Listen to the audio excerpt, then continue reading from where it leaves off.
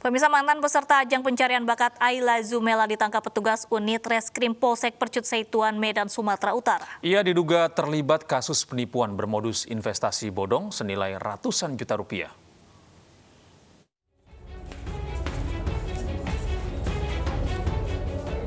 Ayla Zumela tertunduk malu saat polisi membawanya ke ruang penyidik Polsek Percut Seituan, Medan, Sumatera Utara. Mantan peserta ajang pencarian bakat ini ditangkap karena diduga terlibat kasus penipuan bermodus investasi bodong. Ia ditangkap dan ditetapkan sebagai tersangka setelah dilaporkan oleh seorang anggota investasi yang merasa ditipu dan mengalami kerugian uang hingga ratusan juta rupiah. Sebelumnya Ayla Zumela banyak dilaporkan terkait kasus serupa. Saat melancarkan aksinya, ia menjanjikan anggota yang berinvestasi akan mendapat keuntungan sebesar 50% dari total modal. Namun keuntungan itu tidak kunjung diterima oleh sejumlah anggota. Penyidik mempertimbangkan bahwa jumlah kerugian yang besar dan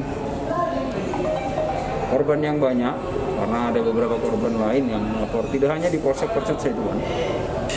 Jadi pertimbangan penyidik adalah melakukan penangkapan.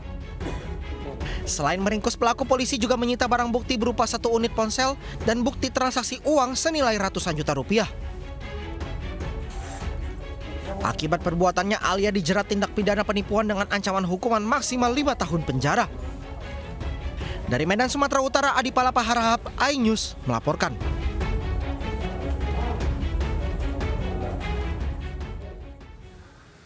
Dua pria tertangkap basah saat mencuri di gudang tekstil milik politikus Abraham Lunggana alias Haji Lulung di kawasan Tanah Abang, Jakarta. Mereka kedapatan mengambil 21 rol besar bahan tekstil.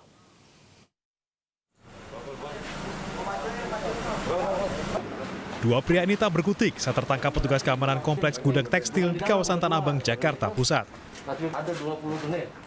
Mereka kedapatan mencuri 21 rol bahan tekstil dari gudang milik politikus Abraham Lunggana alias Haji Lulung. Kedua pelaku ini diketahui bekerjasama dengan 3 karyawan gudang. Nah, jam 1:30 itu mantan karyawan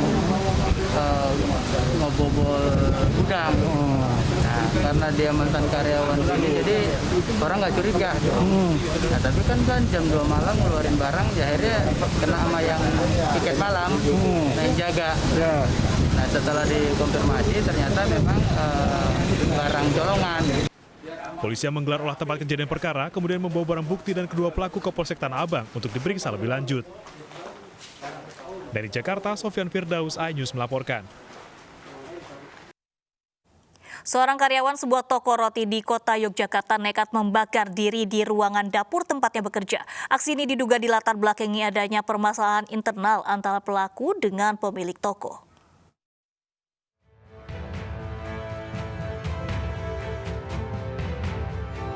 Dari rekaman CCTV, IY, seorang karyawan toko roti di Jalan Pocon Winatan Jetis, Yogyakarta ini membakar diri serta dapur tempatnya bekerja. Pelaku beraksi dengan menyiramkan bahan bakar ke tubuh dan bagian dapur serta peralatan lainnya. Pelaku yang berusia 39 tahun ini pun tewas terbakar di tempat. Polisi menyatakan aksi pembakaran dilakukan pelaku pada Sabtu pagi pukul 5.30 waktu Indonesia Barat. Aksi bakar diri ini diduga dilatar belakangi permasalahan internal antar pelaku dengan pemilik toko. Setelah dia masuk, dia dari rekaman CCTV, dia terlihat menyiram diri sendiri. Kemudian setelah itu habis menyiram, dia meratakan semuanya ke seluruh toko. Nah, kemudian dia membakar tokonya dan kemungkinan diduga dia juga terkena bakarannya. Polisi akan menyelidiki kasus ini dan sudah mengamankan sejumlah barang bukti serta memberi garis polisi. Sementara akibat peristiwa ini, pemilik toko merugi puluhan juta rupiah.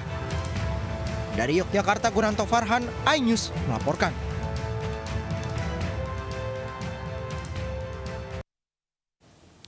Pemirsa, petugas Badan Narkotika Nasional Provinsi Banten menggagalkan penyelundupan 2 kg lebih narkotika jenis sabu di Bandara Soekarno-Hatta, Tangerang, Banten. Modus pelaku menyelundupkan sabu tersebut di dalam sepatu. Buka. Kamu buka. Itu namanya apa?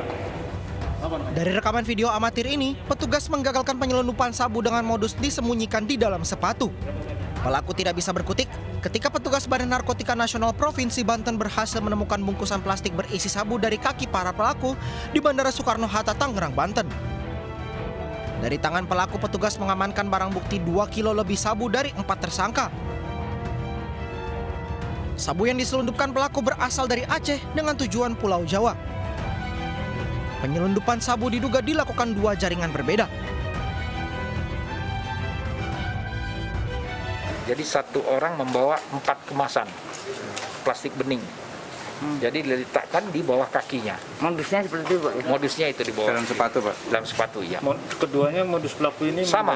membawa narkoba di dalam sepatu atau di seperti apa, Pak? Dalam sepatu. 2 sindikat ini sama-sama menggunakan modus di bawah sepatu. Keempat tersangka mengaku diberi imbalan 10 juta rupiah untuk membawa sabu. Atas perbuatannya, para tersangka terancam 4 tahun kurungan penjara, maksimal 20 tahun sampai seumur hidup. Dari Serang, Banten, Mahesa Ampriandi, iNews melaporkan.